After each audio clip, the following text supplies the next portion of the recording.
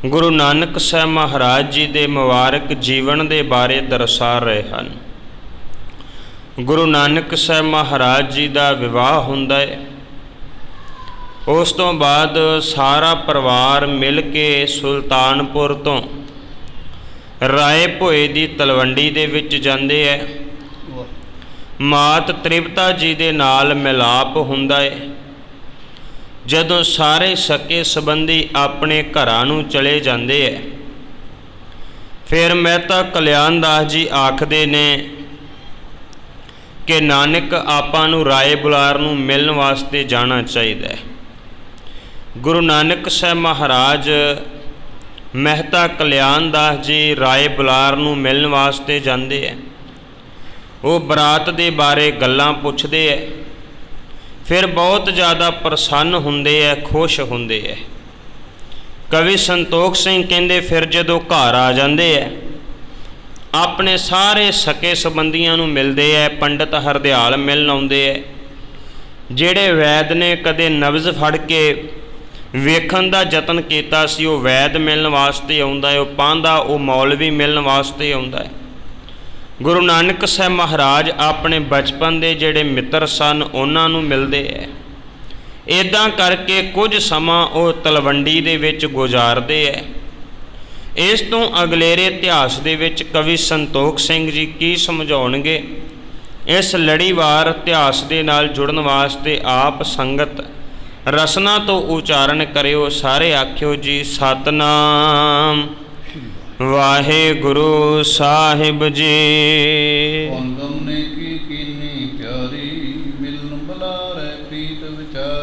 कवि संतोख सिंह जी कहते ने हुण गुरु नानक साहब महाराज ने दोबारा तो तलवंडी तो सुल्तानपुर जाण वास्ते तैयारी की है। ते तैयारी करन दे समय जिहड़ा है वो सब तो पहला अपने बहुत प्यारे राय बुलार जी नूं मिलण वास्ते गए हन।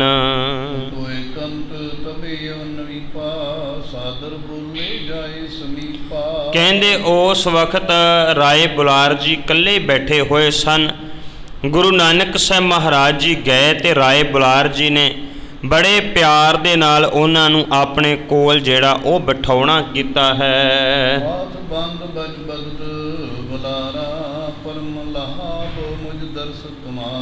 कहन लगे राय बुलार जी ने हाथ जोड़ के बचन किया कि मैनू सुभाग समा प्राप्त होया कि मैं तुहाडे जिहड़े दर्शन कीते है, तुहाडे दर्शन करके मैनू बहुत ज़्यादा लाभ जिहड़ा वो प्राप्त होया है।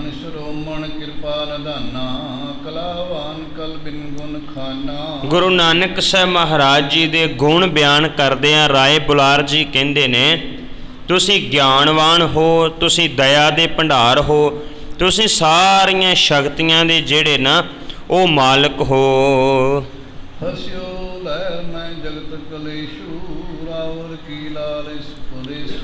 राय बुलार कहन लग्या कहंदा सतगुरु गुरु नानक साहब महाराज जी नूं कहंदा कि नानक मैं आ संसार दे इन्हां बंधनां दे विच फसिया होया हाँ।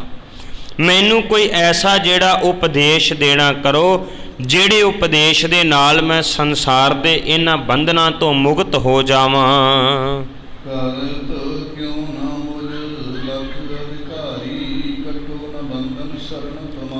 राय बुलार जी कहंदे ने कि किरपा करो मैनू अपनी शरण दे विच रख लवो ते शरण दे विच रख के मेरे सारे बंधन जिहड़े है उन्हां नूं तुसीं कट देवो।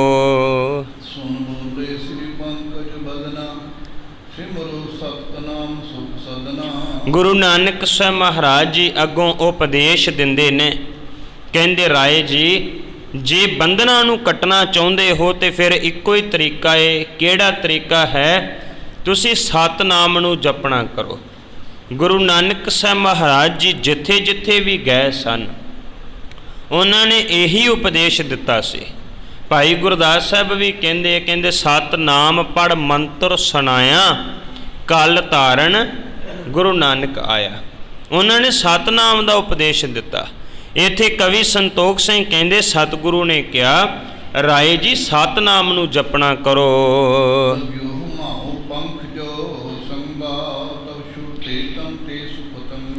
ਕਹਿਣ ਲੱਗੇ ਕਿ ਇਸ ਤਰ੍ਹਾਂ ਦੇ ਨਾਲ ਸਤਨਾਮ ਜਿਹੜਾ ਹੈ ਨਾ ਉਹ ਇਸ ਤਰ੍ਹਾਂ ਹੈ ਜਿਵੇਂ ਹੁਮਾਓ ਪੰਛੀ ਜਿਹੜਾ ਉਹਦੇ ਖੰਭ ਹੁੰਦੇ ਹੈ। ਮੰਨਿਆ ਜਾਂਦਾ ਹੈ ਕਿ ਹੁਮਾਓ ਇੱਕ ਪੰਛੀ ਦਾ ਨਾਮ ਹੈ, ਉਹ ਹਕੀਕੀ ਤੌਰ ਦੇ ਉੱਪਰ ਹੈ ਜਾਂ ਕਾਲਪਨਿਕ ਤੌਰ ਦੇ ਉੱਪਰ ਹੈ ਸੰਸਾਰ ਦੇ ਵਿੱਚ। ਤੋ ਇੱਦਾਂ ਕਰਕੇ ਜਿਹੜਾ ਹੈ ਉਹ ਹੁਮਾਓ ਪੰਛੀ ਜਿਹੜਾ ਹੈ ਮੰਨਿਆ ਜਾਂਦਾ ਵੀ ਜੇਕਰ ਕੋਈ ਵੀ ਚੀਜ਼ ਉਹਨੂੰ ਛੂਹ ਜਾਵੇ, ਉਹਦੇ ਖੰਭਾਂ ਦੇ ਨਾਲ ਵੱਜ ਜਾਵੇ, ਤੇ ਉਹ ਹਰ ਚੀਜ਼ ਨੂੰ ਉੱਥੇ ਲੈ ਜਾਂਦਾ ਹੈ ਜਿੱਥੋਂ ਉਹ ਆਇਆ ਹੁੰਦਾ ਹੈ। ਜਿਹੜੇ ਦੇਸ਼ ਦੇ ਵਿੱਚੋਂ ਆਇਆ, ਆਕਾਸ਼ ਦੇ ਵਿੱਚੋਂ ਆਇਆ ਹੁੰਦਾ ਹੈ, ਜਿਹੜੀ ਚੀਜ਼ ਉਹਦੇ ਖੰਭਾਂ ਨੂੰ ਛੂਝੇ ਕਹਿੰਦੇ ਵੀ ਉਹ ਸਾਰੀਆਂ ਚੀਜ਼ਾਂ ਉੱਥੇ ਚਲ ਜਾਂਦੀਆਂ ਜਿੱਥੋਂ ਆਉਂਦਾ ਹੈ। ਤੇ ਇਵੇਂ ਕਰਕੇ ਸਤਿਗੁਰੂ ਦੀ ਬਾਣੀ ਨੇ ਵੀ ਉਦਾਹਰਨ ਦਿੱਤੀ। ਕਵੀ ਸੰਤੋਖ ਸਿੰਘ ਵੀ ਕਹਿੰਦੇ ਕਿ ਇੱਦਾਂ ਕਰਕੇ ਜਿਹੜਾ ਨਾਮ ਦੇ ਨਾਲ ਜੁੜਦਾ ਹੈ, ਸਤਨਾਮ ਨੂੰ ਜਪਦਾ ਏ, ਉਹ ਉੱਥੇ ਪਹੁੰਚ ਜਾਂਦਾ ਹੈ। ਸਤਨਾਮ ਜਿੱਥੋਂ ਆਇਆ ਹੈ, ਭਾਵ ਰੱਬ ਦੇ ਘਰ ਵਿੱਚੋਂ ਆਇਆ, ਪ੍ਰਮਾਤਮਾ ਦੇ ਘਰ ਵਿੱਚੋਂ ਆਇਆ ਹੈ, ਤੇ ਉਹ ਜੀਵ ਪ੍ਰਮਾਤਮਾ ਦੇ ਘਰ ਪਹੁੰਚ ਜਾਂਦਾ ਹੈ। ਕਵੀ ਸੰਤੋਖ ਸਿੰਘ ਜੀ ਉਹਦੀ ਉਦਾਹਰਨ ਦੇ ਕੇ ਸਮਝਾ ਰਹੇ ਨੇ, ਰਾਏ ਜੀ ਤੁਸੀਂ ਵੀ ਸਤਨਾਮ ਨੂੰ ਜਪਣਾ ਕਰੋ, ਜਿਵੇਂ ਹੁਮਾਯੂ ਦੇ ਪੰਛੀ ਦੇ ਖੰਭ ਜਿਹੜੇ ਆ ਉੱਥੇ ਲੈ ਜਾਂਦੇ ਜਿੱਥੋਂ ਆਉਂਦਾ ਏ, ਇਵੇਂ ਪ੍ਰਮਾਤਮਾ ਦਾ ਨਾਮ ਵੀ ਉੱਥੇ ਲੈ ਜਾਂਦਾ ਏ ਜਿੱਥੋਂ ਪ੍ਰਮਾਤਮਾ ਦਾ ਨਾਮ ਆਉਂਦਾ ਹੈ। ਪ੍ਰੀਤ ਬਲੋ ਕਰ ਦੇ ਮੈਂ ਸਾਚੀ, ਕਮਲ ਬਦਨ ਪੁਨ ਗਿਰਾਇ ਬਾਚੀ। ਇੱਦਾਂ ਕਰਕੇ ਆਪਣੇ ਮਨ ਦੇ ਵਿੱਚ ਬਹੁਤ ਸਾਰਾ ਪ੍ਰੇਮ ਰੱਖਣਾ ਕਰੋ, ਪਰਮਾਤਮਾ ਦੇ ਨਾਲ ਸੱਚਾ ਪਿਆਰ ਜਿਹੜਾ ਹੈ ਉਹਨੂੰ ਕਰਨਾ ਕਰੋ।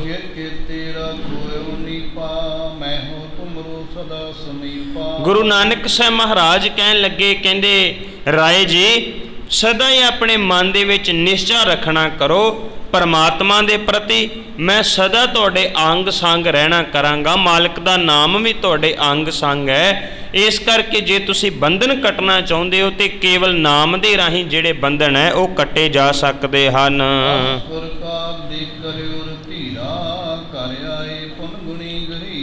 ਇਵੇਂ ਕਰਕੇ ਰਾਏ ਬੁਲਾਰ ਜੀ ਨੂੰ ਉਪਦੇਸ਼ ਦੇ ਕੇ ਗੁਣਾਂ ਦੇ ਖਜ਼ਾਨੇ ਗੁਰੂ ਨਾਨਕ ਸਾਹਿਬ ਮਹਾਰਾਜ ਜੀ ਜਿਹੜੇ ਸਨ, ਰਾਏ ਬੁਲਾਰ ਦਾ ਉਧਾਰ ਕਰਕੇ ਉਹਨੂੰ ਉਪਦੇਸ਼ ਦੇ ਕੇ ਸਤਿਗੁਰੂ ਆਪਣੇ ਘਰ ਆ ਗਏ ਹਨ।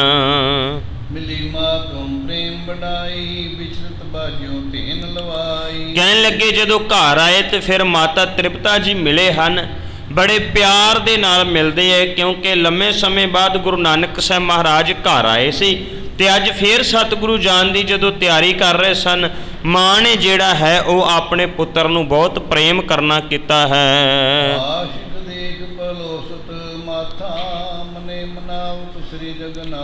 ਕਹਿਣ ਲੱਗੇ ਆਪਣੇ ਪੁੱਤਰ ਦੇ ਭਾਵ ਗੁਰੂ ਨਾਨਕ ਸਾਹਿਬ ਮਹਾਰਾਜ ਜੀ ਦੇ ਮਸਤਕ ਦੇ ਉੱਪਰ ਹੱਥ ਰੱਖ ਕੇ ਮਾਤਾ ਜੀ ਨੇ ਭਾਵ ਮਾਤ ਤ੍ਰਿਪਤਾ ਜੀ ਨੇ ਬਹੁਤ ਜ਼ਿਆਦੀਆਂ ਅਸੀਸਾਂ ਦਿੱਤੀਆਂ ਤੇ ਨਾਲੇ ਪ੍ਰਮਾਤਮਾ ਦੇ ਅੱਗੇ ਮਨ ਹੀ ਮਨ ਬਹੁਤ ਸਾਰੀਆਂ ਬੇਨਤੀਆਂ ਵੀ ਕੀਤੀਆਂ ਹਨ।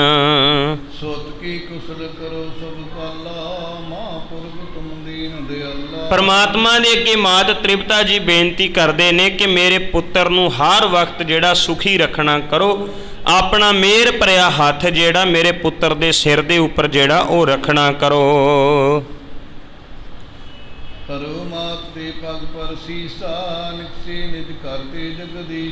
ਫਿਰ ਉਸ ਵਕਤ ਗੁਰੂ ਨਾਨਕ ਸਾਹਿਬ ਮਹਾਰਾਜ ਜੀ ਨੇ ਆਪਣੇ ਸਤਿਕਾਰਯੋਗ ਮਾਤ ਤ੍ਰਿਪਤਾ ਜੀ ਦੇ ਚਰਨਾਂ ਦੇ ਉੱਪਰ ਜਿਹੜਾ ਸੀਸ ਰੱਖਿਆ ਤੇ ਮਾਤਾ ਜੀ ਨੇ ਵੀ ਸੀਸ ਦੇ ਉੱਪਰ ਹੱਥ ਫੇਰ ਕੇ ਪਿਆਰ ਦਿੱਤਾ ਹੈ।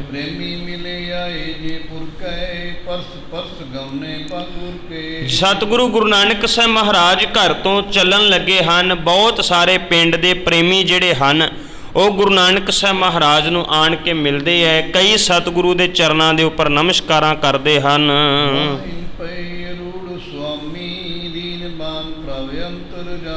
ਸਤਿਗੁਰੂ ਗੁਰੂ ਨਾਨਕ ਸਾਹਿਬ ਮਹਾਰਾਜ ਸਾਰਿਆਂ ਦੇ ਨਾਲ ਪ੍ਰੇਮ ਕਰਦੇ ਕਰਦੇ ਦਿਲਾਂ ਦੀਆਂ ਜਾਣਨ ਵਾਲੇ ਗੁਰੂ ਨਾਨਕ ਸਾਹਿਬ ਮਹਾਰਾਜ ਫਿਰ ਆਪਣੀ ਸਵਾਰੀ ਤੇ ਚੜ੍ਹਦੇ ਹਨ ਤੇ ਤੁਰਦੇ ਹਨ।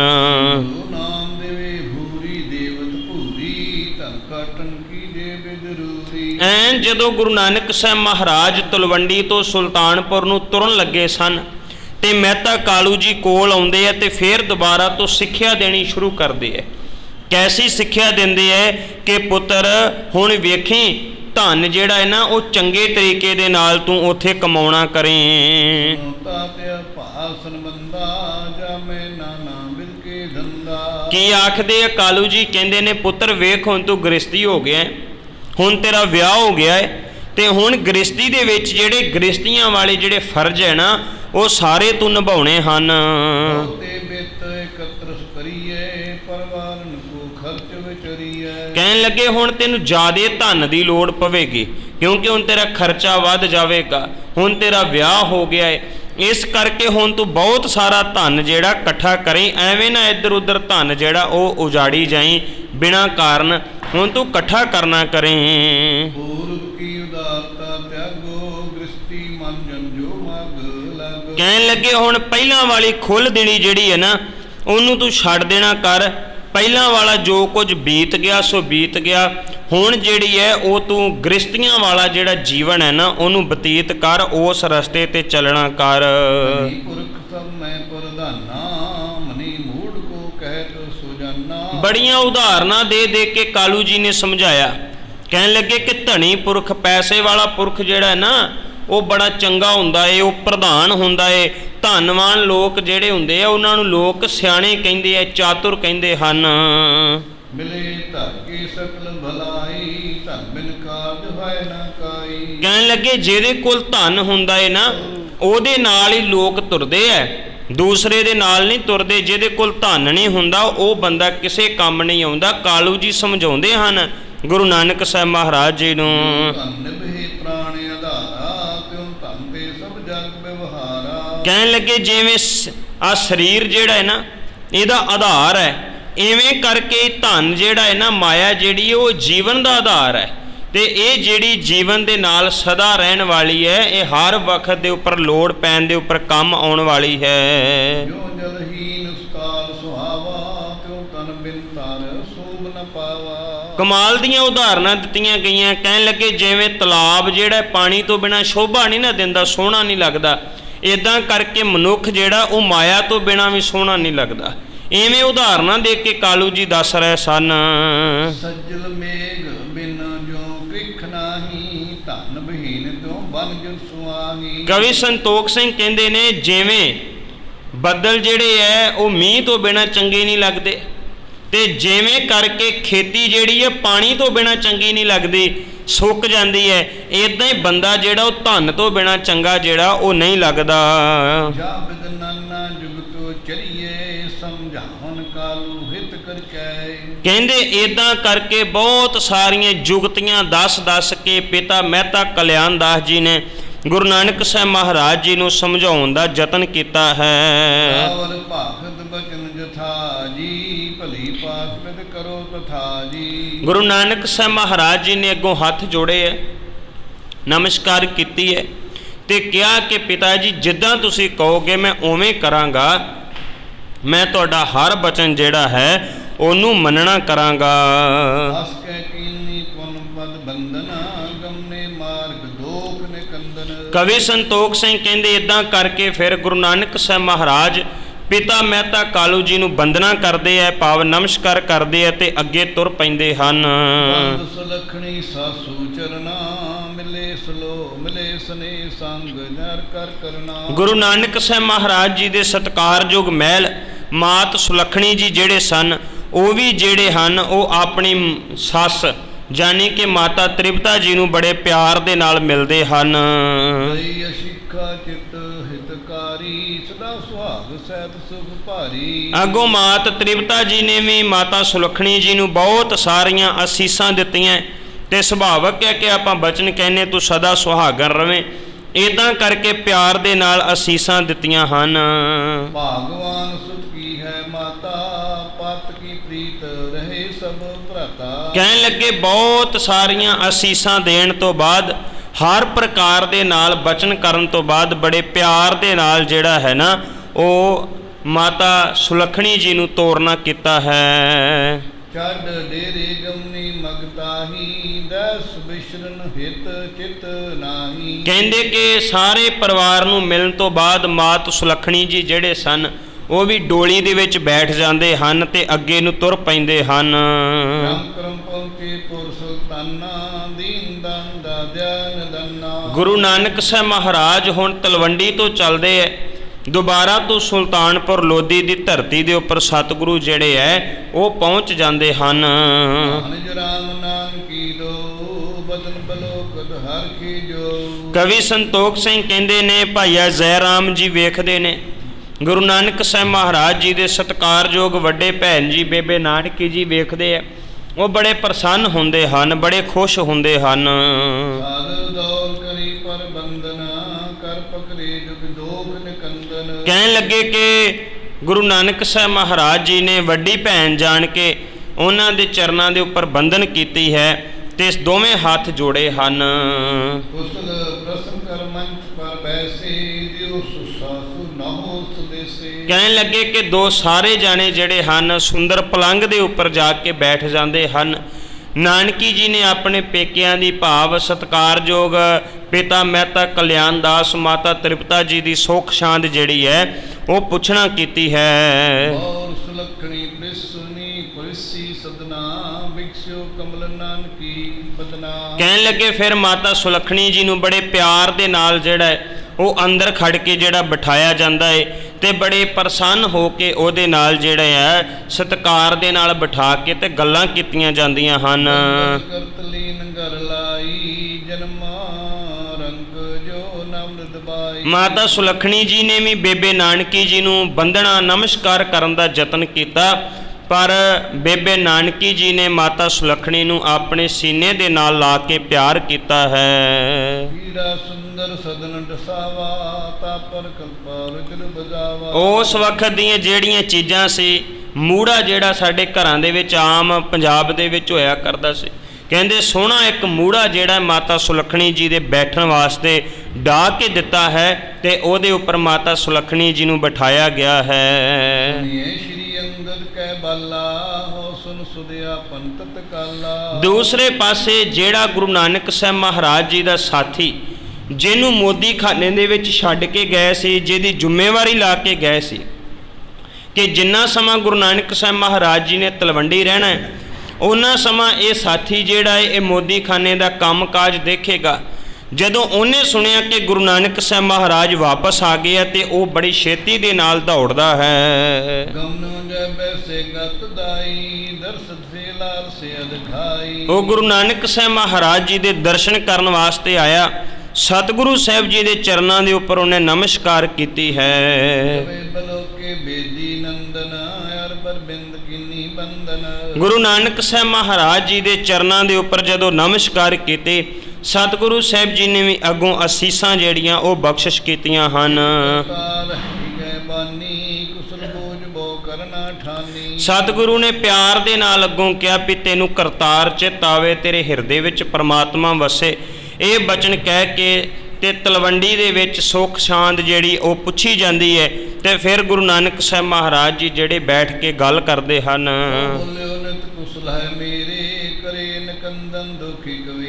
ਉਹ ਕਹਿਣ ਲੱਗਿਆ, ਕਹਿੰਦਾ ਵੀ ਹੇ ਸਤਿਗੁਰੂ ਗੁਰੂ ਨਾਨਕ ਸਾਹਿਬ ਮਹਾਰਾਜ ਜੀ, ਤੁਸੀਂ ਮੈਨੂੰ ਦਰਸ਼ਨ ਦਿੱਤੇ ਹੈ ਜਿਹਦੇ ਨਾਲ ਮੇਰੇ ਸਾਰੇ ਜਿਹੜੇ ਦੁੱਖ ਹਨ ਉਹ ਕੱਟੇ ਗਏ ਹਨ।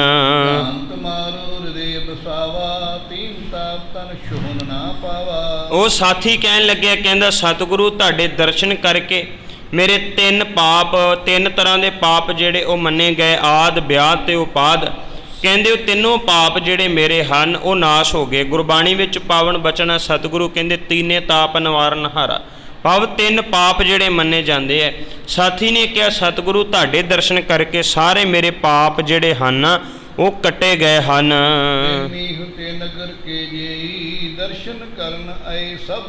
ਹੁਣ ਸੁਲਤਾਨਪੁਰ ਦੇ ਵਿੱਚ ਜਿਹਨੂੰ ਪਤਾ ਲੱਗਦਾ ਹੈ ਕਿ ਗੁਰੂ ਨਾਨਕ ਸਾਹਿਬ ਮਹਾਰਾਜ ਵਾਪਸ ਆ ਗਏ ਹੈ, ਉਹ ਸਾਰੇ ਲੋਕ ਸਤਿਗੁਰੂ ਗੁਰੂ ਨਾਨਕ ਸਾਹਿਬ ਮਹਾਰਾਜ ਜੀ ਦੇ ਦੀਦਾਰੇ ਕਰਨ ਵਾਸਤੇ ਆਉਂਦੇ ਹਨ।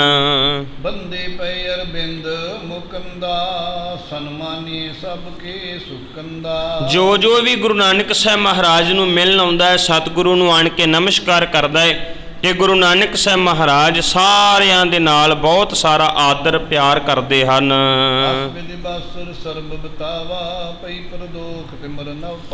ਕਹਿੰਦੇ ਇਦਾਂ ਕਰਕੇ ਇਹ ਵਾਲਾ ਸਾਰਾ ਦਿਨ ਜਿਹੜਾ ਸੀ ਉਹ ਬਤੀਤ ਹੋ ਗਿਆ ਸ਼ਾਮ ਪੈ ਜਾਂਦੀ ਹੈ, ਰਾਤ ਦਾ ਹਨੇਰਾ ਜਿਹੜਾ ਸਾਰੇ ਪਾਸੇ ਪਸਰ ਜਾਂਦਾ ਹੈ। ਨਾਨਾ ਰਸ ਬਿੰਜਨ ਕਰਵਾਏ, ਨਿਕਟ ਨਾਨਕੀ ਬੈ ਸੁਜਵਾਏ। ਕਹਿਣ ਲੱਗੇ ਫਿਰ ਰਾਤ ਦਾ ਭੋਜਨ ਤਿਆਰ ਕੀਤਾ ਜਾਂਦਾ ਹੈ। ਬੇਬੇ ਨਾਨਕੀ ਜੀ ਕੋਲ ਬੈਠ ਕੇ ਸਾਰਿਆਂ ਨੂੰ ਪਿਆਰ ਦੇ ਨਾਲ ਉਹ ਭੋਜਨ ਜਿਹੜਾ ਛਕਾਉਂਦੇ ਹਨ।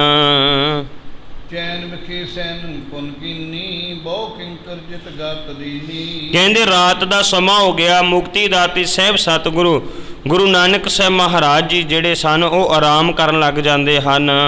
ਜਾਮ ਨਿਜ ਤਈ ਗੁੜਕਾ, ਉਠੇ ਸਤਦਾ ਦਰਸ਼ਨ ਜਾਕਾ। ਕਹਿੰਦੇ ਇਦਾਂ ਕਰਕੇ ਗੁਰੂ ਨਾਨਕ ਸਾਹਿਬ ਮਹਾਰਾਜ ਰਾਤ ਆਰਾਮ ਕਰਨ ਤੋਂ ਬਾਅਦ ਅਗਲੇ ਦਿਨ ਫਿਰ ਜਿਹੜਾ ਹੈ ਉਹ ਉੱਠਦੇ ਹਨ। ਸੋਚ ਤੋ ਕੀਨ ਸ਼ਨਾਨਾ, ਆਸਨ ਬਸ ਬੈਸੇ ਨਿਜ ਧਿਆਨਾ। ਕਵੀ ਸੰਤੋਖ ਸਿੰਘ ਕਹਿੰਦੇ ਅੰਮ੍ਰਿਤ ਵੇਲੇ ਉੱਠ ਕੇ ਸਤਿਗੁਰੂ ਇਸ਼ਨਾਨ ਕਰਦੇ ਐ ਤੇ ਇਸ਼ਨਾਨ ਕਰਨ ਤੋਂ ਬਾਅਦ ਅੰਤਰ ਧਿਆਨ ਹੋ ਕੇ ਕਾਲ ਪੁਰਖ ਵਾਹਿਗੁਰੂ ਪਰਮੇਸ਼ਰ ਨੂੰ ਯਾਦ ਕਰਦੇ ਹਨ। ਨਸੇ ਹੋਈ ਜਬ ਭੋਰਾ, ਗਮਨੇ ਬੋਰਸ ਨਿਖੰਦਨ ਚੋਰਾ। ਕਹਿਣ ਲੱਗੇ ਜਦੋਂ ਫਿਰ ਰਾਤ ਜਿਹੜੀ ਖਤਮ ਹੋ ਗਈ, ਦਿਨ ਚੜ੍ਹ ਗਿਆ ਸੀ ਤੇ ਉਸ ਵਕਤ ਜਿਹੜਾ ਸੀ ਗੁਰੂ ਨਾਨਕ ਸਾਹਿਬ ਮਹਾਰਾਜ ਦਿਨ ਹੋਣ ਤੇ ਹੁਣ ਅੱਜ ਬੜੇ ਚਿਰਾਂ ਬਾਅਦ ਪਹਿਲੇ ਦਿਨ ਮੋਦੀਖਾਨੇ ਦੇ ਵਿੱਚ ਜਾਂਦੇ ਹਨ। ਲਗੇ ਬੈਸਕ੍ਰਿਤ ਮੋਦੀ, ਲੈਨ ਦੇਨ ਜੋ ਨਿਰਪਲੋਦੀ। ਕਹਿੰਦੇ ਹੁਣ ਸਤਿਗੁਰੂ ਗੁਰੂ ਨਾਨਕ ਸਾਹਿਬ ਮਹਾਰਾਜ ਜੀ ਜਿਹੜੇ ਸਨ ਮੋਦੀਖਾਨੇ ਦਾ ਕੰਮ ਜਿਹੜਾ ਸੀ ਉਹ ਦੁਬਾਰਾ ਵੇਖਣ ਲੱਗਦੇ ਐ। ਜਿੰਨਾ ਵੀ ਦੌਲਤ ਖਾਨ ਲੋਧੀ ਦੇ ਨਾਲ ਲੈਣ ਦੇਣ ਦਾ ਹਿਸਾਬ ਕਿਤਾਬ ਬਾਕੀ ਪਿਆ ਸੀ, ਤਲਵੰਡੀ ਜਾਣ ਕਰਕੇ ਜੋ ਕੁਝ ਪੈਂਡਿੰਗ ਹੋ ਗਿਆ ਸੀ, ਉਹ ਸਾਰਾ ਹਿਸਾਬ ਕਿਤਾਬ ਸਤਿਗੁਰੂ ਦੁਬਾਰਾ ਤੋਂ ਕਰਦੇ ਹਨ।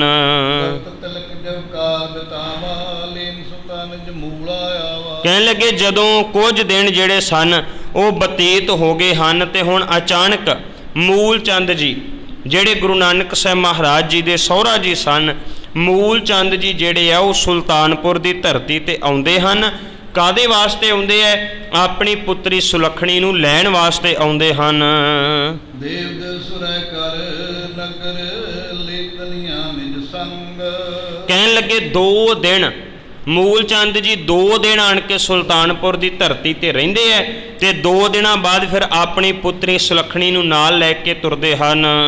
ਕਰਮ ਪਹੁੰਚਿਓ ਸਦਨ ਤੇ, ਮੂਲਾ ਹੋਈ ਉਮੰਗ। ਕਵੀ ਸੰਤੋਖ ਸਿੰਘ ਕਹਿੰਦੇ ਨੇ ਇਦਾਂ ਕਰਕੇ ਜਿਹੜਾ ਏ ਉਹ 2 ਦਿਨ ਇੱਥੇ ਰਹਿਣ ਤੋਂ ਬਾਅਦ ਸਾਹਿਬ ਸਤਿਗੁਰੂ ਗੁਰੂ ਨਾਨਕ ਸਾਹਿਬ ਮਹਾਰਾਜ ਜੀ ਦੇ ਸਤਿਕਾਰਯੋਗ ਮਹਿਲ ਮਾਤਾ ਸੁਲੱਖਣੀ ਜੀ ਨੂੰ ਭਾਵ ਮੂਲ ਚੰਦ ਆਪਣੀ ਪੁੱਤਰੀ ਨੂੰ ਨਾਲ ਲੈ ਕੇ ਆਪਣੇ ਨਗਰ ਆਪਣੇ ਪਿੰਡ ਜਿਹੜੇ ਉਹ ਪਹੁੰਚ ਜਾਂਦੇ ਹਨ। ਸਰਕਾਰ ਬੀਤਾ ਇੱਕ ਮਾਸਾ, ਜਾਚਕ ਮੇਰੇ ਕੋ ਨਾ ਨਰਾਸਾ। ਕਹਿਣ ਲੱਗੇ ਕਿ ਮਾਤਾ ਸੁਲੱਖਣੀ ਜੀ ਨੂੰ ਗਿਆ ਹੋਇਆਂ ਨੂੰ ਹੁਣ 1 ਮਹੀਨੇ ਦਾ ਸਮਾਂ ਜਿਹੜਾ ਉਹ ਹੋ ਗਿਆ ਹੈ। 1 ਮਹੀਨਾ ਬਤੀਤ ਕਰਨ ਤੋਂ ਬਾਅਦ ਦੂਸਰੇ ਪਾਸੇ ਗੁਰੂ ਨਾਨਕ ਸਾਹਿਬ ਮਹਾਰਾਜ ਮੋਦੀਖਾਨੇ ਦੇ ਵਿੱਚ ਜਿਹੜਾ ਏ ਉਹ ਆਪਣਾ ਕੰਮ ਕਾਜ ਜਿਹੜਾ ਉਹ ਕਰਦੇ ਪਏ ਸਨ। ਨਾਨਕੀ ਕੀਨ ਵਿਚਾਰਾ, ਭਰਾ ਭਾਗ ਜਾਇਆ ਏ ਅਗਾਰਾ। ਕਹਿਣ ਲੱਗੇ ਕਿ ਮਾਤਾ ਬੇਬੇ ਨਾਨਕੀ ਜੀ ਇੱਕ ਦਿਨ ਫਿਰ ਆਪਣੇ ਮਨ ਦੇ ਵਿੱਚ ਵਿਚਾਰ ਕਰਦੇ ਆ। ਕਿਹੜੀ ਵਿਚਾਰ ਕਰਦੇ ਆ? ਉਹ ਕਹਿੰਦੇ ਨੇ ਕਿ 1 ਮਹੀਨਾ ਹੋ ਗਿਆ ਸਤਿਕਾਰਯੋਗ ਮੇਰੀ ਭਰਜਾਈ ਭਾਵ ਮਾਤਾ ਸੁਲੱਖਣੀ ਜੀ ਨੂੰ ਪਿੰਡ ਗਿਆ ਹੋਇਆਂ ਨੂੰ ਤੇ ਉਹ ਉੱਥੇ ਗਏ ਹੋਏ ਹਨ ਤੇ ਮੇਰੀ ਇੱਛਾ ਹੈ ਕਿ ਹੁਣ ਜਿਹੜਾ ਉਹ ਵਾਪਸ ਆ ਜਾਣ।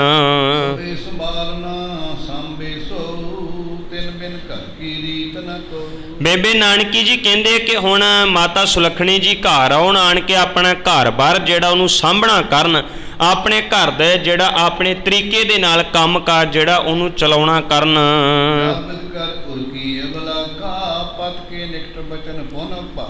ਕਵੀ ਸੰਤੋਖ ਸਿੰਘ ਕਹਿੰਦੇ ਕਿ ਇਦਾਂ ਕਰਕੇ ਜਦੋਂ ਨਾਨਕੀ ਜੀ ਦੇ ਮਨ ਅੰਦਰ ਖਿਆਲ ਆਉਂਦਾ ਹੈ ਨਾ ਤੇ ਫਿਰ ਜਦੋਂ ਘਰ ਆਉਂਦੇ ਭਾਈ ਅਜੈ ਰਾਮ ਜੀ ਭਾਵ ਉਹਨਾਂ ਦੇ ਸਤਿਕਾਰਯੋਗ ਪਤੀ ਜਦੋਂ ਘਰ ਆਉਂਦੇ ਹਨ ਤੇ ਫਿਰ ਇਹ ਗੱਲ ਬੇਬੇ ਨਾਨਕੀ ਜੀ ਆਪਣੇ ਪਤੀ ਦੇ ਨਾਲ ਕਰਦੇ ਹਨ। ਨੇਕ ਜੋਗ ਤੇ ਦਿਓ ਪਠਾਈ, ਘਰ ਪਾਰ ਜਾ ਲਿਓ ਮੰਗਾਈ। ਨਾਨਕੀ ਜੀ ਕਹਿੰਦੇ ਨੇ ਜੈ ਰਾਮ ਜੀ ਨੂੰ ਕਿ ਇਦਾਂ ਕਰੋ, ਕਿਸੇ ਨੇਕ ਬੰਦੇ ਨੂੰ, ਕਿਸੇ ਚੰਗੇ ਲਾਗੀ ਨੂੰ ਤੁਸੀਂ ਜਿਹੜਾ ਉਹ ਭੇਜਣਾ ਕਰੋ, ਉਹ ਜਾ ਕੇ ਭਰਜਾਈ ਨੂੰ, ਭਰਜਾਈ ਭਾਵ ਗੁਰੂ ਨਾਨਕ ਸਾਹਿਬ ਮਹਾਰਾਜ ਜੀ ਦੇ ਮਹਿਲ ਨੂੰ ਹੁਣ ਸੁਲਤਾਨਪੁਰ ਲੈ ਕੇ ਆਵੇ।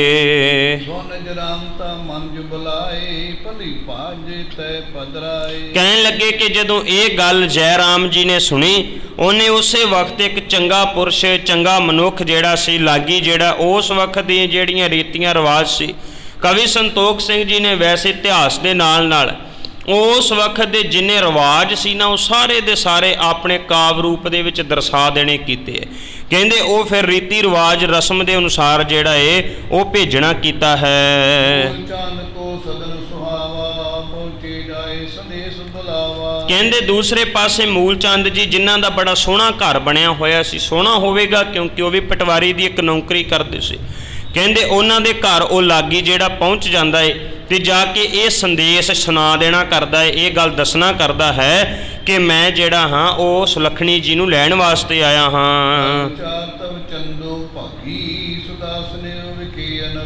ਕਹਿੰਦੇ ਜਿਹੜੇ ਗੁਰੂ ਨਾਨਕ ਸਾਹਿਬ ਮਹਾਰਾਜ ਜੀ ਦੀ ਸੱਸ ਸੀ ਭਾਵ ਚੰਦੋ ਰਾਣੀ ਜੀ ਸਨ, ਉਹਨਾਂ ਨੇ ਆਪਣੇ ਮਨ ਵਿੱਚ ਵਿਚਾਰ ਕੀਤੀ ਹੈ ਤੇ ਵਿਚਾਰ ਕਰਕੇ ਭੇਜਣ ਦਾ ਫੈਸਲਾ ਕੀਤਾ। ਭਾਵੇਂ ਕਿ ਮਾਂ ਦੇ ਮਨ ਦੇ ਵਿੱਚ ਆਪਣੀ ਬੱਚੀ ਆਪਣੀ ਧੀ ਦੇ ਵਾਸਤੇ ਬਹੁਤ ਜ਼ਿਆਦਾ ਮੋਹ ਜਿਹੜਾ ਉਹ ਬੱਝਾ ਹੋਇਆ ਸੀ। ਕਹਿੰਦੇ ਫਿਰ ਭਾਗਾਂ ਵਾਲੀ ਭਾਵ ਬਹੁਤ ਚੰਗੇ ਭਾਗਾਂ ਵਾਲੀ ਮਾਤ ਸੁਲੱਖਣੀ ਜੀ ਜਿਹੜੇ ਸਨ ਉਹਨਾਂ ਨੇ ਸੁਲਤਾਨਪੁਰ ਜਾਣ ਵਾਸਤੇ ਤਿਆਰੀ ਕੀਤੀ ਹੈ। ਕਵੀ ਸੰਤੋਖ ਸਿੰਘ ਕਹਿੰਦੇ ਕਿ ਮਾਤਾ ਸੁਲੱਖਣੀ ਜੀ ਦਾ ਨਾਮ ਸੁਲੱਖਣੀ ਸੀ ਤੇ ਇਕੱਲਾ ਨਾਮ ਹੀ ਸੁਲੱਖਣੀ ਨਹੀਂ ਸੀ, ਸੱਚਮੁੱਚ ਉਹਨਾਂ ਦੇ ਵਿੱਚ ਚੰਗੇ ਗੁਣ ਸਨ, ਉਹ ਸੋਹਣੇ ਗੁਣਾਂ ਵਾਲੇ ਸਨ, ਚੰਗੇ ਗੁਣਾਂ ਵਾਲੇ ਸਨ, ਆਨੰਦ ਸਰੂਪ ਸਨ। ਦਾਸੀ ਸੰਗ ਲਏ ਪੁਰਿਆਈ ਚਰਨਨ ਕੀ ਗੋਲ ਬਟਾਈ। ਕਹਿਣ ਲੱਗੇ ਫਿਰ ਉਹ ਜਿਹੜੀ ਲਾਗੀ ਦਾਸੀ ਜਿਹੜੀ ਗਈ ਹੋਈ ਸੀ ਉਹ ਲੈ ਕੇ ਮਾਤਾ ਸੁਲੱਖਣੀ ਜੀ ਨੂੰ ਸੁਲਤਾਨਪੁਰ ਵਾਪਸ ਆ ਜਾਂਦੇ ਹਨ। ਆਣ ਕੇ ਤੇ ਮਾਤਾ ਸੁਲੱਖਣੀ ਜੀ ਬੇਬੇ ਨਾਨਕੀ ਨੂੰ ਨਮਸਕਾਰ ਕਰਦੇ ਹਨ। ਕਵੀ ਸੰਤੋਖ ਸਿੰਘ ਕਹਿੰਦੇ ਕਿ ਬੇਬੇ ਨਾਨਕੀ ਜੀ ਨੇ ਬਹੁਤ ਸਾਰੀਆਂ ਅਸੀਸਾਂ ਦਿੱਤੀਆਂ, ਅਸੀਸਾਂ ਦੇ ਕੇ ਤੇ ਉਹਨਾਂ ਨੂੰ ਆਦਰ ਦੇ ਨਾਲ ਬਿਠਾਇਆ ਹੈ। ਕਹਿੰਦੇ ਕਈ ਦਿਨ ਘਰ ਦੇ ਵਿੱਚ ਰੱਖਣ ਤੋਂ ਬਾਅਦ ਜਦੋਂ ਬਹੁਤ ਸਾਰੇ ਦਿਨ ਬਤੀਤ ਹੋ ਗਏ ਤੇ ਫਿਰ ਕੀ ਕੀਤਾ ਕਿ ਨਾਨਕੀ ਜੀ ਨੇ ਇੱਕ ਵੱਖਰਾ ਮਕਾਨ ਜਿਹੜਾ ਹੈ ਨਾ ਉਹ ਬਣਾ ਕੇ ਦਿੱਤਾ ਹੈ।